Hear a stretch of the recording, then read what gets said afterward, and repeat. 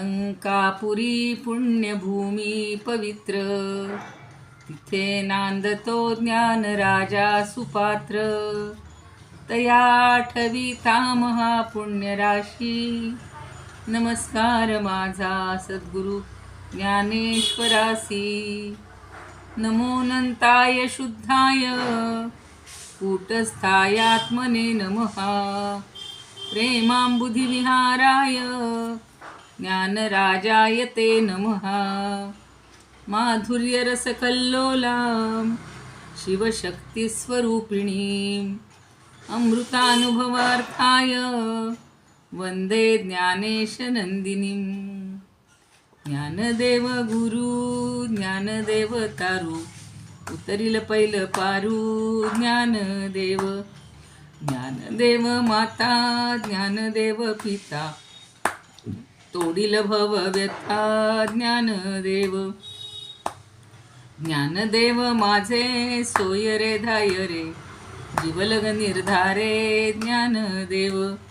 ज्ञानदेव सेना म्हणे माझा, ज्ञानदेव निधान, दाविली निज खूण ज्ञानदेवे.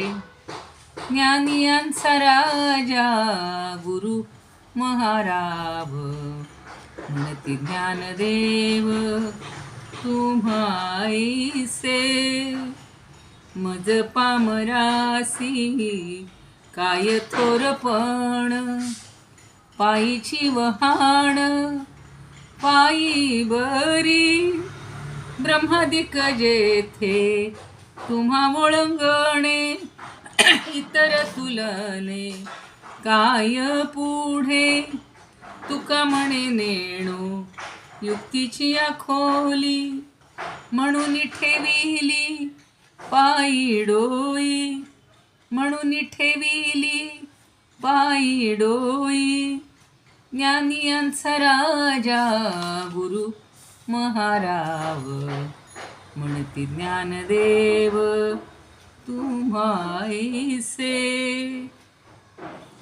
ते खरं आता उद्याच आहे ना निवृत्तीनाथांची हे समाधी वगैरे. इकडे चांगला म्हणजे नाशिकला मोठी दिंडी चाललेली आहे आणि मला त्या म्हणाल्या की येत आहे का तुम्ही आमच्याबरोबर उद्या आणि परवा 2 दिवस. पण आपले आता क्लास सारखेच बुडतायत आणि पायी जाणं आपल्याला कितपत झेपल म्हणून मी नाही सांगितलं. पण म्हणजे आपल्याला खरं एक संधी चांगली आहे, अशा ठिकाणी आपण एकत्रित यायला पाहिजे. अर्थात या गर्दीत नको, पण आपण कधीतरी ज्यांना माहिती आहे त्यांना नाशिकची माहिती असेल. आम्ही जाऊन आलेलो आहोत. काय म्हणतात ते, गोमुखाच्या थोडं पुढे जाऊन आहे निवृत्तीनाथांचं छान मंदिर केले. चाललं होतं मध्यंतरी ते तयार करणं. नमितो योगी थोर विरागी, तत्वज्ञानी संत, तो सत्कविवर परात्पर गुरु ज्ञानदेव भगवंत. स्मरण तयाचे होता साचे, चित्ती हर्षन मावे. म्हणून वाटते पुनः पुन्हा ते, पावन चरण नमावे. अनन्य भावे शरण रिघावे, अहंकार सांडून. जणी टाकावी तयावरून या काया कुरवंडून. आणि पहावे नितांत सुंदर तेजोमय ते रूप. सहज साधनी नित्य रंगुनी, व्हावे मग तद्रूप. ज्ञानेशाला नमिता झाला की सद्गुरुला तोष. वरद हस्त मस्तकी ठेवूनी, देई मज आदेश. वरद हस्त मस्तकी ठेवूनी, देई मग आदेश. नमितो योगी थोर विरागी, तत्वज्ञानी संत, तो सत्कविवर परात्पर गुरु ज्ञानदेव भगवंत. ज्ञानदेव भगवंत.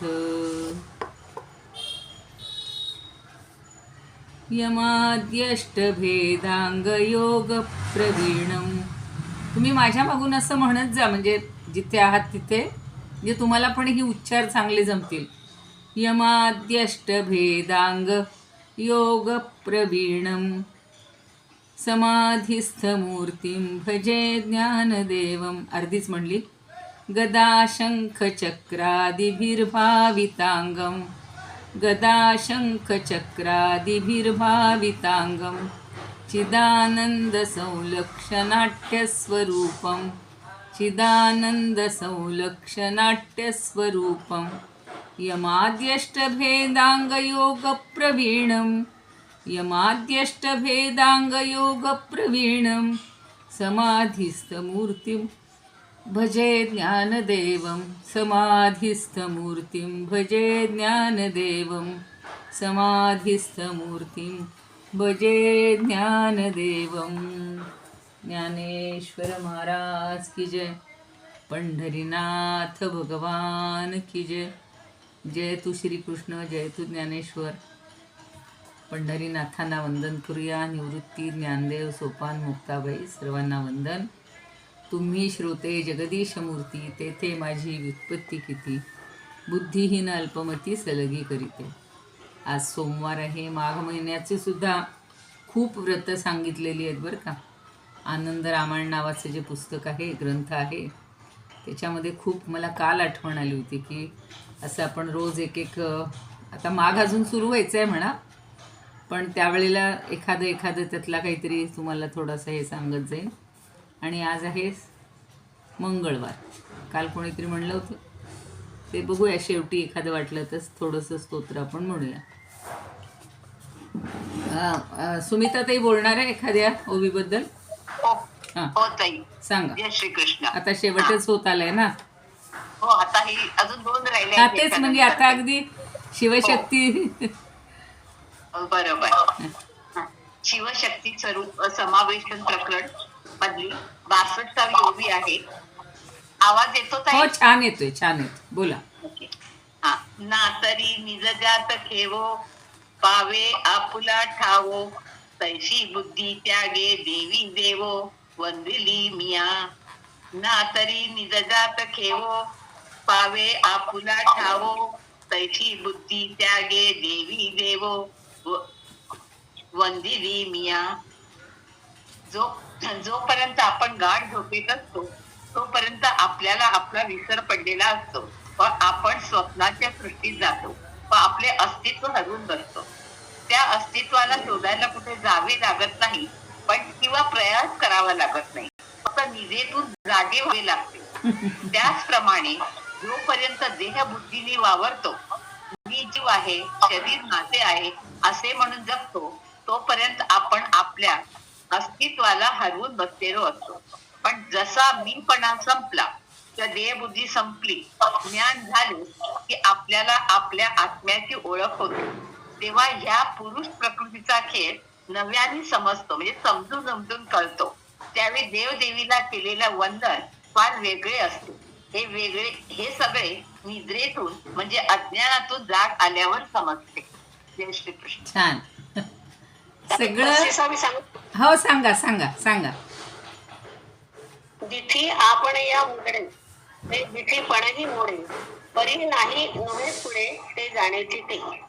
थोडक्यात सांगते. असणं नसणं हे दृष्टीवर ठेवले असते. स्वतःच अस्तित्व स्वतःच अनुभवते, तेव्हा भिन्न असं दुसरं कुठले अस्तित्व तिच्यापाशी नसते. दृष्टी स्वतःच विलीन होते. दृष्टी एक ज्ञानेंद्रिय आहे. आत्मज्ञानाच्या दिव्य दृष्टीचा स्पर्श त्या दृष्टीला होणे, दृष्टीचे अस्तित्व हे आत्म्याचे अस्तित्व आहे. छान. आता तीच थोडीशी शेवटची ओळ काय म्हणाल्या त्या? हा, पुन्हा एकदा सांगा शेवटची ओळ. सांगू का? हा, सांगा त्यांना. सांगता.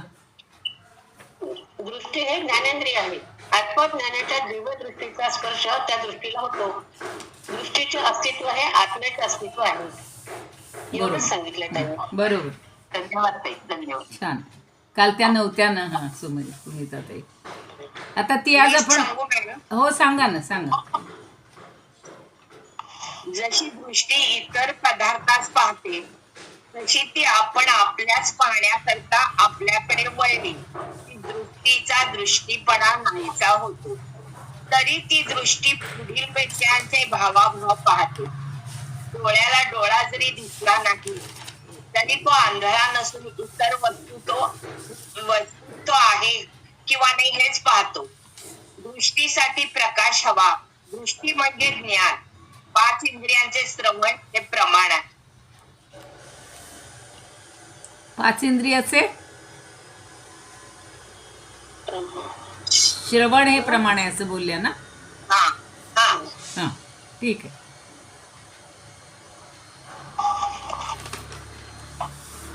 चला आता हीच ओवी पुन्हा थोडीशी डिटेल घेणार आहे आज. तुम्ही दोघींनी पण छान सांगितलेलं आहे. काल काही जण नव्हते आणि अनेकांची मतं त्याच्यामध्ये आहेत म्हणून म्हणलं थोडंसं हे घेतलं होतं माझ्यामध्ये. आपण काय म्हणायचं गिरवाण पण घाईघाईत जरा बोलले होते मी म्हणून म्हटलं थोडंसं सावकाश पुन्हा सांगूया आपण. आणि आत्ता तुम्ही जे सांगितलं दोघींनी छान सांगितलं की दृष्टी म्हणजे केवळ डोळ्यांनी पाहतो ती दृष्टी नाही आहे, तर दृष्टी म्हणजे ज्ञान आहे. आणि ही सगळी करण हा शब्द काल परवा आपण बोललो होतो की करण म्हणजे इंद्रिय किंवा साधन. आपल्याला ज्ञान जेव्हा घ्यायचं असतं तेव्हा या इंद्रियांची गरज असते. आणि फक्त इंद्रिय आपल्याला चालत नाही, तर इंद्रियाच्या बरोबर त्याच्याशी मन पण जोडावं लागतं. नाही तर नुसती दृष्टी असली आणि मन जर आपलं भलतीकडं असेल तर आपल्याला ते काही दिसत पण नाही. दोन्ही बघा शिवशक्ती समावेशनातली पण ओवी आजची आणि आत्ता आपली हे सगळं कोरिलेशन आहे बघा. सगळं जोडलेलं आहे. म्हणजे तो एकदम वेगळा विषय आहे, आत्ताचा वेगळा विषय आहे असं नाही आहे. जरी प्रकरणाला नावंही संपादन करणाऱ्यांनी वेगवेगळी दिली असली तरी ज्ञानदेवांनी काही अशी प्रकरणं म्हणून वेगळी केलेली नाही आहेत. त्यांनी अमृतानुभव पहिल्यापासून शेवटच्या त्या 830 किंवा ज्या काय 930 ओव्या आहेत तिथपर्यंत सलग जशी समर्थांनी एका रात्रीत 205 श्लोक त्यांनी म्हणजे केवढी प्रतिभा या सगळ्या संतांजवळ आहे. विद्वत्ता ज्ञान म्हणजे आपण त्याची कल्पनाच करू शकत नाही. तसं ज्ञानदेवांनी अमृतानुभव कधी रचला, कधी काय केला आणि सलग सांगत गेले असतील. आता आसकांनी त्याच्यामध्ये थोडेसे असे बदल केले किंवा बदल म्हणजे भाग पाडले बा की इथून एवढ्या ओव्या, नाही तर मूळ जो ग्रंथ आहे तिथे ओळी ओव्यांचे हे आहेत, क्रमांक आहेत. आता आपण कसं यातली 34वी ओवी, त्या शिवशक्तीतली 62वी ओवी हे आपल्या समजण्यासाठी किंवा आपल्या सोपेपणासाठी हे सगळं केलेलं आहे, एवढं लक्षात ठेवा.